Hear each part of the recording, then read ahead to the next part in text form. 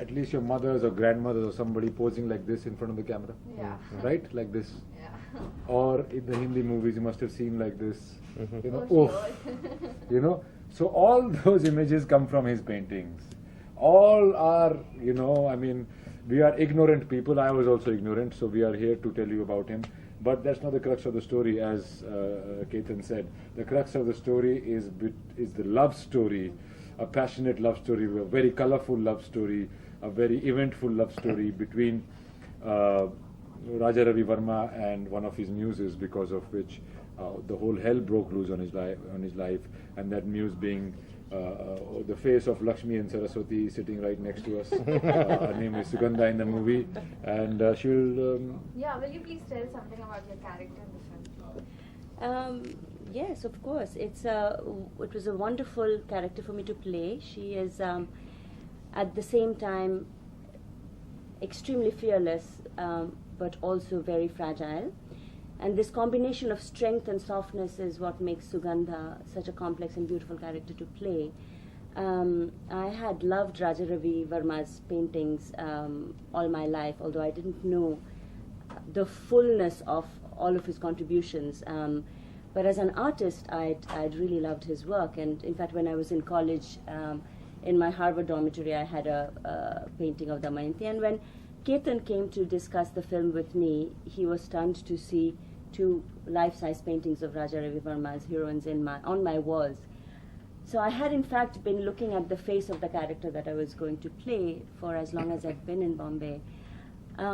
The amazing thing for me to rediscover I should say, when I played this part, as Ketan said and as Randeep said, was to kind of go back to the tradition of womanhood in India. So Sugandha's character, the journey that she has in the film, has so many resonances with the stories of the archetypal Indian heroines that she portrayed for Raja Ravi Verma, whether it's the story of Draupadi, whether it's the story of Sita or Shakuntala.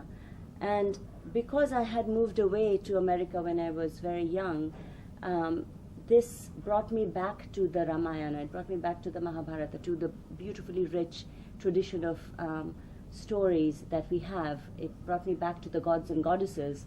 And it also opened up a really wonderful world of femininity for me, because I had to go back to Raja Ravi Verma's paintings to create, to invent the body language of Sugandha. The way she would walk with her anklets on, or her the chain around her waist, the way she would peep through her eyelashes. As Randeep said, so much of the way women learned to carry themselves in India had to do with his paintings. And going back to that, to reinvent that body language for me, which is very different from my body language as Nandana, was a really beautiful part of the experience as well. Last 2 questions. And I've got to add something to that. He was a great nationalist, a patriot. When he was asked to paint the paintings, copy the paintings of the European churches and everything, and to put them in Maharaja Baroda's palace, he refused to do it. He said, we ourselves have got so many stories to tell, why are we looking at the West? And then he said that, and to find a nationalist and a patriot who's also colorful, this does not happen in this country. If you're a national patriot, you're a boring person with khadi, you know. But with Raja Ravi Verma, he really carried both the things with great fervor, and you know, and through. And when he said, okay, then paint the paintings of Ramayana and Mahabharata, so he said, I haven't seen India. So he actually went on a tour, which we take you in the movie, all across India. We take you from Travancore to Baroda, to Banaras, to Jhansi, to Khajuraho, to Jaisalmer, to all these places. And so it is like seeing India of that time in a beautiful big canvas with great music, great love story, and that is Rasiya for you. It's not just Raja Ravi Verma, it is the world he created. Ketan sir, film जो है आपकी बहुत controversies में रह चुकी है. जी. As a film maker, how difficult is it to keep controversies away from the work? Controversies are a result of your actions. It is not a preconceived position. I believe that if you're trying to do anything different, there would be different opinions towards it. If you try and do the same things again and again, for me it's a boring life. So I like to challenge myself. I like to create challenges which others can participate in and make their own, and that is what life is all about. And I'd like to add to that it's also about what is it that is meriting, that is demanding the controversy. In this case, this particular story focuses on how this painter's journey revealed the ways in which women are vulnerable in society. And in order to understand that, you need to see her story in all of its fullness. And if the cost that you pay for that is controversy, that's a cost that you're paying for being true to your art, for being really honest in the story that you're telling, for not trying to hide anything and telling the whole story in its most human way. You see, actually the theme of the film is what all of us, the entire media and entire art scene goes through, and that is freedom of expression. I seriously believe that is a fundamental right. I seriously believe that every democracy, every civilization needs to be fully free, and freedom of expression is an essential part of it. So that's what the film is about. Raja Ravi Verma was prosecuted in the 1890s for painting obscene pictures which involved body of a naked woman, which is created by God, and there's nothing obscene by it. If it was obscene, he would have fixed it already. 100 years later, more than 100 years later, M.F. Hussain faced the same controversy. He was exiled from this country, driven out, and he's such an icon of modern India ever since independence. He's such an icon not only of art but a modern Indian, and a very simple Indian who used to walk around with bare feet.